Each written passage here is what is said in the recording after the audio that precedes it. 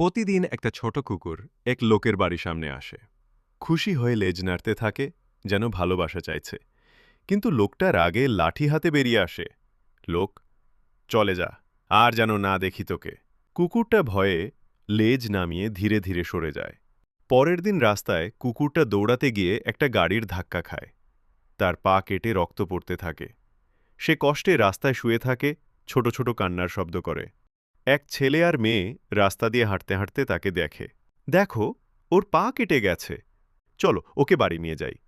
ওরা কুকুরটাকে কোলে তুলে সাবধানে বাড়ির দিকে নিয়ে যায়। বাড়িতে তারা তার পা পরিষ্কার করে ওষুধ লাগায়, খাবার দেয়, জল খাওয়ায়। কুকুরটা ধীরে ধীরে সুস্থ হতে শুরু করে।